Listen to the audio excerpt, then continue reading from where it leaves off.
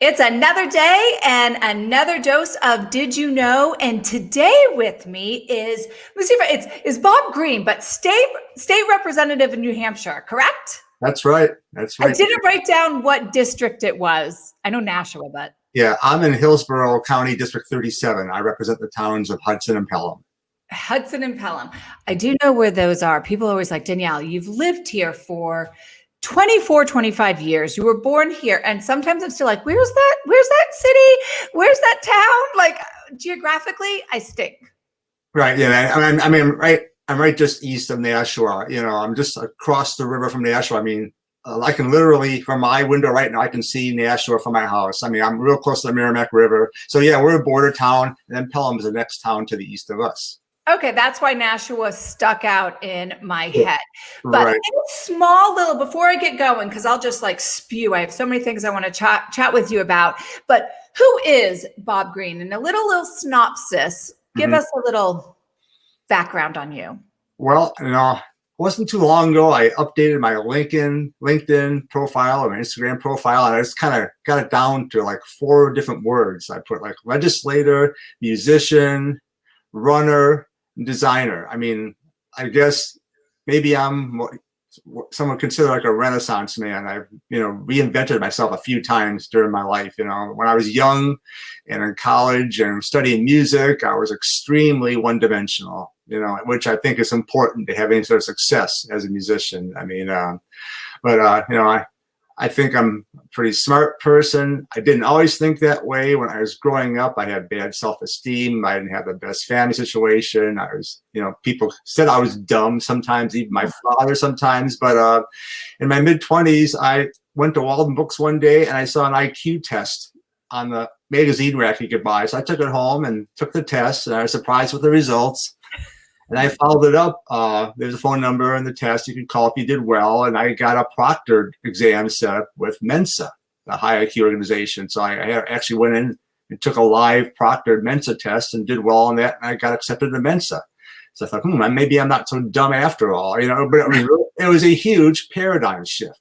It was a really big paradigm shift. It was kind of a life-changing thing right there. And I was in Mensa for a year or two, but I stopped going to the meetings. So I didn't renew my membership. It wasn't that big of a deal to me. But still, just to go through that process, that was a huge thing. Well, it did its place for you, and I have to say, you must have you had it in you, because just the fact that, because I know so many people that kind of had the same growing up story as you, and including myself, and but that didn't stop you. You you saw something in a bookstore and you're like, hey, so. Right. Well, yeah, I also describe myself as being driven. I remember in high school, and I was active in the band program. I actually took a course in music theory. And sometimes in the class, we got off on tangents, and the band director went around to the 6 of us in class. It was a small class, and he went around to tell us, each of us, what our biggest problem was. And when he got to me, he said, well, Bob, your biggest problem is you have too much ambition. You're too ambitious. Or like driven. Well, that was maybe a pretty accurate thing. I mean, I developed a love for music when I was young, and I thought in high school I was going to go on to college and major in music, maybe play professionally. But at the same time, because I didn't think I was good or smart enough to do anything else, as I developed as a musician, a lot of it was out of fear of failure. I was just so afraid of failing. I mean, there was a couple of times during my college career I considered changing majors because I thought, boy, this is just, I don't have a chance in whatever, to do this. So that's kind of a double-edged sword. I was driven, but I was driven by fear. There was a really two-edged sword. Did you also very close, Andrew, my friend Andrew, who I was actually telling you about before, he's on Instagram, and I missed him saying hi to him live yesterday. So I'm kind of making up saying, hey, Andrew, I see you. But was that part of your reason after college? After college, you joined the military. Was that part of your mindset of it? Like, how did you get there? I mean, when I was in grad school, even though I had these fears, I just, following someone else's example, I just stubbornly said to myself, that does it. I've been at this for a long time, working real hard, thousands of hours of practice and lots of gigs and everything. I'm going to be a professional musician one way or another. That's it. End of story. Even if I have to join a military band, I was snarky about it. Even if it's just a military band, I'm gonna do this, So I mean, it was a snarky attitude. But then I heard some of my other college classmates, musicians, they're playing in an Air Force band, and I got to hear them play, and I really liked it. And I bugged them for a better part of a year. Let me know when there's a bass trombone opening. Let me know. And I wasn't hearing from them. I finally wrote a letter to their commander and asked him, and he got back to me right away and said, now this is like spring of 1987. He got back to me and said, yeah, we anticipate a bass trombone opening this fall. Call this guy at this number, set up an audition. So I did. I went the next month and auditioned. I passed their audition.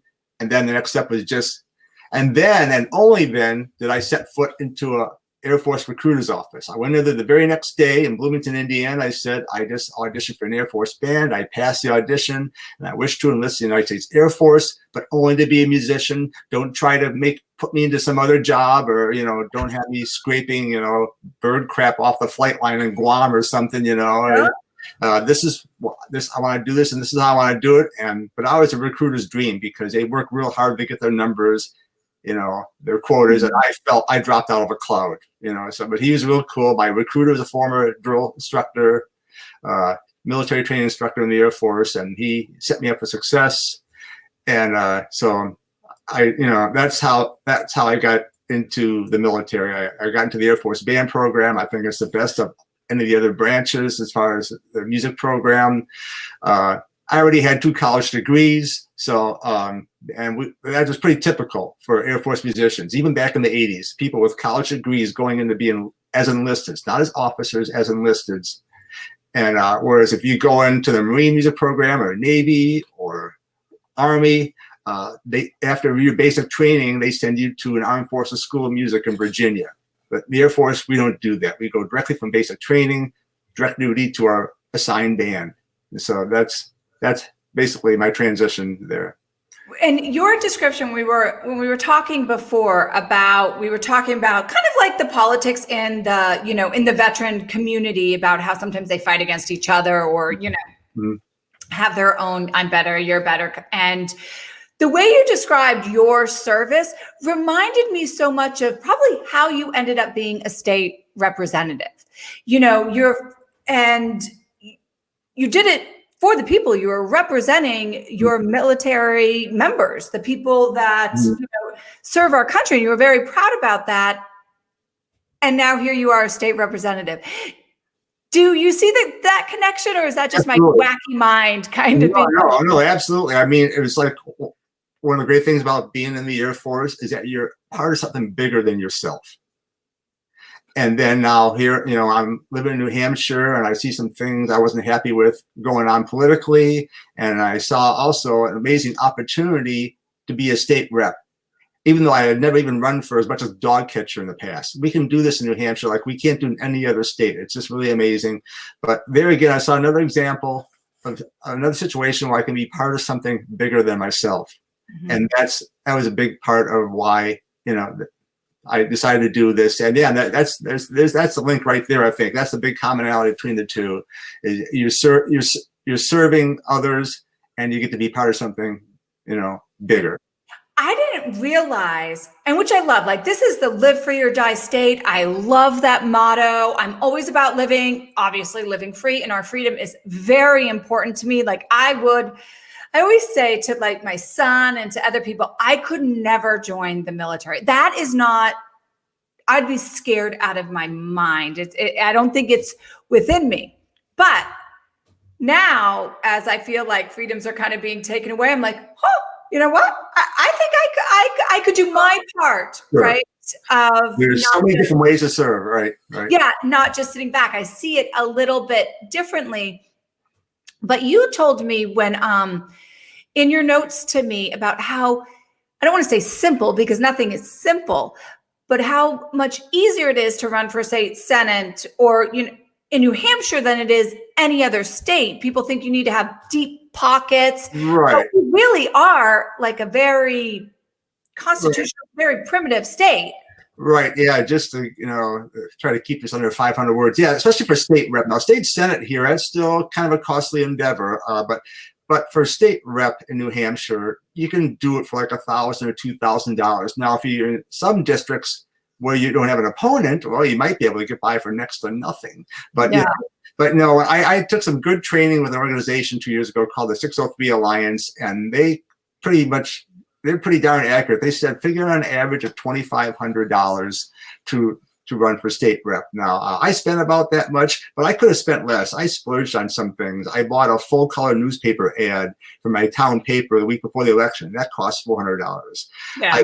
I bought too many yard signs. I probably could have not spent $500 less on the yard signs. So that was half of the budget right there. These, like what you see right here, these yard signs. I mean, they're like $5 a pop, Oh, wow.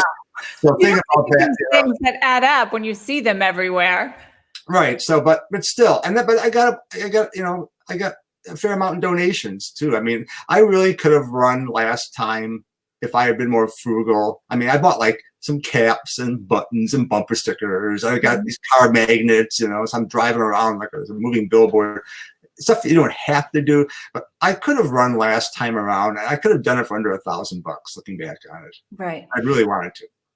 When I heard that, I was like, gosh, I love that even more about our state and how important it is. And just when we were having this conversation, if you don't rely on someone else to do, if you see a hole, if you see a need, if you see a place to serve, it is your duty to somehow pop in where you see fit. Like, I would not be a good state representative. I would be like, my ADD would be everywhere. I would be like, I don't even know what you're speaking. It's not me. I have ADD. But the way I was thinking a couple of years ago is that I didn't like when I saw some of the things going on in the House, votes that should have passed that didn't pass, and then I heard about the absenteeism problems, people just not showing up. And I talked to my manager at work, at the time. I said, I'm thinking about running for state rep. Can I do this and flex my hours, and work from home, this and that? She said, sure. So, which was great. And that was the green light. So I thought, I'm going to do it. I see high school kids. I see, or I see people right out of high school or college students that are running for New Hampshire state representative. Crying out loud, I have a lot more life experience than they do. I am a principled conservative, but I also can show up. And those two things alone are going to make me very qualified to do this job. No, I don't have the institutional knowledge that other folks have who have been in the House for decades. I don't come from a legal background or an accountant or, I wasn't an entrepreneur. I mean, I helped my dad run our business when I was in high school. So I guess I do have some perspective there, but I thought I'm principled and I can show up, and 90% of life is showing up. So I'm going to do this. I'm having these conversations a lot lately with people because we're heavy in the recruiting season right now for state rep. Here in New Hampshire, as early as the first week of June, you can go into your town hall, fill out some forms, pay $2, and get on your ballot to be a state rep. So I'm having a lot of these conversations right now, and I'm telling people, that it's easy to say somebody else should do that. Oh, I can't do that. Somebody else should do that. Well, you know what? To someone else, you're the someone else. You're someone else to someone else. That's kind of like my new little tag phrase or whatever. You are somebody else to somebody else. So, yeah. If I can do it, anyone can. And like I said, it doesn't cost a ton of money. Where in any other state, it would cost me like $25,000 plus to be a state representative. That is a major, major difference. And you're doing your part. And that's kind of why when we first met a couple weeks ago, I was like, I would love to have you on and share it. And it doesn't matter where you stand. I happen to agree with you and align with you. So that's always a bonus in the conversation. But the point that you are there, the point that I kind of actually even like that you don't come from the system, because then you're more real with the people. I mean, we, the people, are the ones that need to have our voice spoken about. And sometimes we are human beings, and it happens in, happens in towns and states and countries, but in companies, big companies and CEOs, the people working, the ones that are creating the momentum and creating the existence, no longer get heard because the pockets Right. get deeper and greed and ego happen. Exactly. So I love that you're just a guy saying like, I don't really care for that. So I'm going to stand up. People in the New Hampshire House and Senate, they come from all walks of life. We have, I would say it gravitates more toward retirees and self-employed because it's easier for them to make the commitment with their hours and stuff. But we have stay-at-home moms, we have college students, we have entrepreneurs, real estate agents, and this people from all walks of life. And it's really what the founding fathers intended. We only get paid $100 a year, so it doesn't encourage career politicians. It's what the founding fathers intended. No matter who you are, be a representative of the people for a small portion of your life, do a few terms at the most, and then go back to your life. I mean, George Washington, our first president, he was a reluctant president. He served 2 terms reluctantly, but he saw that the country needed him, and he did it. And then he went back to Mount Vernon. He didn't hang out, in Washington D.C. Living out his glory days, so to speak. Yeah. He did his thing, and then he went back home.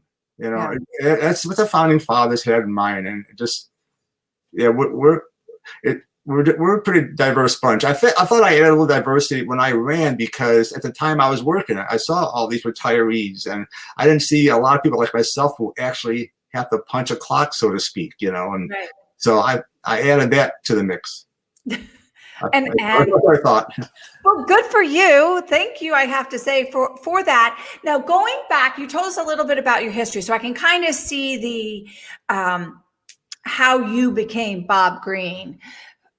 But when you look back, were there same mindsets that you can see within yourself that maybe, like I can see when you went to the bookstore and you're like, I'm going to take this IQ test. Screw everybody telling me I'm stupid. I'm going to find out for the truth. Mm-hmm. Were there other aspects of your life that you can remember that kind of brought you to have, you kind of have this love for your country and this love for right and wrong, and really, I'm not going to accept. I'm not just going to lay down and accept if I feel like this isn't the right thing.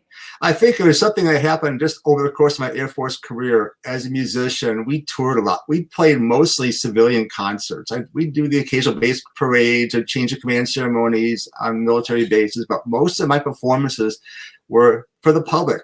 High school gyms, high school auditoriums, things like that. So I got to travel all over the country, and people, all sorts of just ordinary people came to our concerts. I mean, a lot of veterans, of course, but they come up and talk to us afterwards, and I hear their stories. I mean, a lot of them would tell us, well, I served here and I did this, they're reminiscing, which was great. But I got to meet a lot of just everyday people. I mean, I don't think it really got me out of my bubble. And I could see, I spent a lot of time in what we call, disparagingly, flyover country. I mean, I did a lot of concerts in Missouri and Arkansas and Central Illinois and things like that. And so you get to meet, the salt of the earth, the people, who the blue collar types who are, who are building your houses and, transporting your food, to the market so it gets to your table and things like that. I was really in close touch with that element of America for 20 years. And so it really helped, shape my values, and of course develop a love of country as well. Yeah. I didn't realize it was 20 years. Yeah. That is like a constant, what's not reassurance, but kind of like sticking it, like, this is creating your beliefs. That's what I want to say. 20 years of building and creating this belief that you have that now you are putting into play in, thank goodness, my state, because there are more people in the state that I live in. Well, I always say I have this love-hate relationship with New Hampshire. I'm putting it out there. Like, I love New Hampshire because it's live free or die. I love New Hampshire that it's very humbling. People like you, like myself, that, you see something and you do it. There's so many people that are like that. And I find it's more, I don't want to be like political and be like, Massachusetts Massachusetts people stay out, but New Hampshire people tend to be more constitutionalist. You know, what this country was based off of. And so those are things I love about New Hampshire. Sure. The reason I'm still here is because of my husband. I would leave in 2 seconds. It used to be very, you know, my family was here and now my family's not here. So I miss my family. So that's basically why I'm not like want to stay here. It's just because I miss my family, Sure. not because of all of those great things. But thank God for those great things. And thank God for people like you, because it makes me having to stay away from my family so much easier. That was my own like soapbox tangent on New Hampshire. Sorry about that. I just realized I went on a whole personal tangent there about. No, I mean it's yeah. This state is a special place. I mean, and the way I kind of ended up here was okay. I did my final. I was stationed in Germany from 2000 to 03 with the Air Forces in Europe Band, and I did my stint there, and I had about 4.5 years left of 20. So no matter where I came back stateside, I really had a choice, because as a trombone player, I would have been an overage no matter where I went. So I could choose really wherever I wanted to come back stateside. I was thinking about my post-Air Force life to be a graphic and web designer. And I thought, well, I might want to go out to Travis Air Force Base in California, be close to San Francisco. That's a big design sort of centric city. Or I could stay on the East Coast. I could go to Hanscom Air Force Base. That would be near Boston. And so that's what I did. I chose Hanscom. And initially, when we moved back to the States in 03, we bought a house in Fitchburg, Massachusetts. And I got to know North Central Massachusetts. And I quickly realized between that and just live in Massachusetts, that this area of the state is not where my post-Air Force career is going to be located. It needs to be somewhere. I kind of thought of a corridor, like a 90-feet corridor between Boston and Concord, New Hampshire. Somewhere along there is where I'm going to find my next career outside the Air Force when I retire. And so one weekend, it was like 15 years ago at this time, my wife and I, we came up to the Nashua area. We were looking at houses. And then we found one in Hudson we liked, and that's where we settled. That's how I ended up in New Hampshire back in 2005. I want to answer this before, I know we have to wrap up here, but before that, you lived over in Germany. Did you see a huge difference between the culture in Germany and just your own personal, community of culture than when you were here in America? Oh, definitely. The Germans definitely have their customs, Yeah, it just and the way they act in public and everything, and the manners. There's a definite difference, but they're very friendly people. They're very appreciative of the American presence in their country. So, but yeah, there's some definite differences, and there's a lot of things you get briefed on when you first get over there, like like on Sunday. That's quiet day in German villages, so you don't go run your lawnmower. And on Saturday mornings you sweep your sidewalk and your front walk. So yeah. Actually, those things probably should be some of those old school, like what we used to do in America. Like I remember my grandparents telling me things like this, and we should maybe incorporate a little bit of that here. When you go to visit someone's house, it's expected you're going to either bring flowers or a bottle of wine, things like that. But they're great people, very appreciative of us. Yeah. All right. I had that was my own. Didn't expect that, but I was very curious about the difference that you saw, in your world. Curiosity sometimes get me so off track, But I'm like squirrel or shiny object. Right. This question I ask everybody, so you don't know it, I don't think so, but right now and today, because I am a relationship expert and I love in life, I think it makes us who we are as individuals. Mm-hmm. So today, in this moment, as Bob Greene sits here, what does love look like, mean, feel, taste, smell to you? When I say, what is love? What does that mean to you? Yeah, I gave us a lot of thought the past day or so how to answer this question. I mean, first of all, it's personified, my 30-year marriage to Kathy, so definitely, I mean, it was the best decision of my life. We've been coping real well in close proximity during a lockdown, surprisingly well. I mean, it's been great. We stayed together, even though we weren't able to have children of our own, but we stayed together anyway.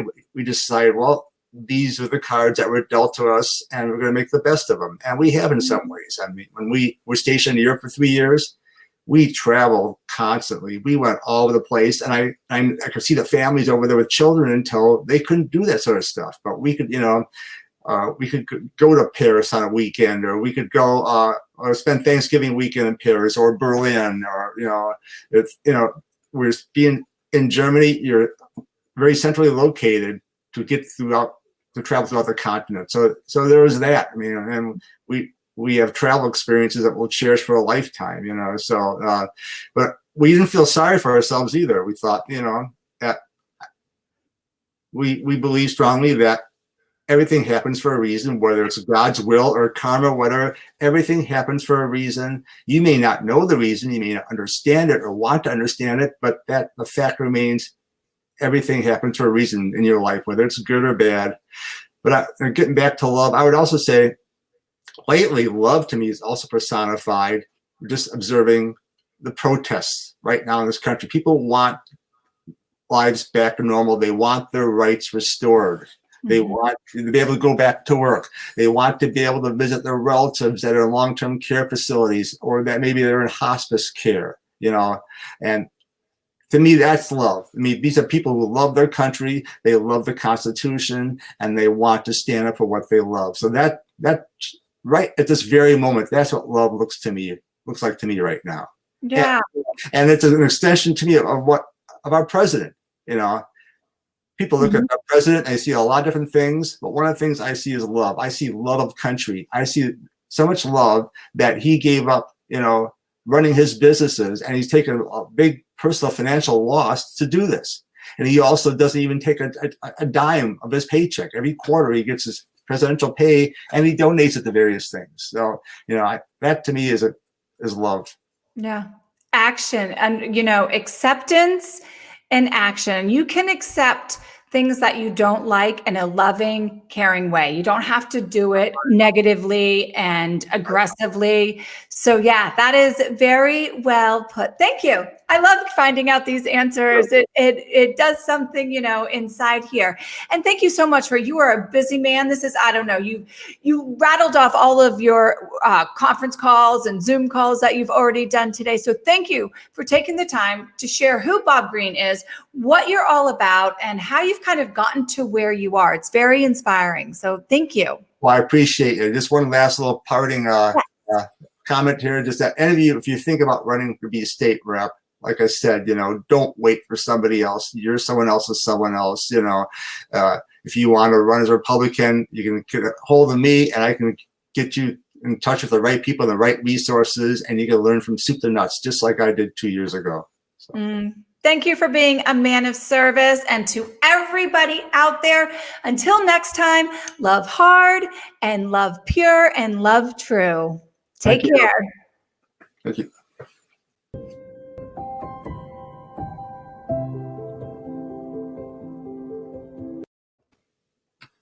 Perfect.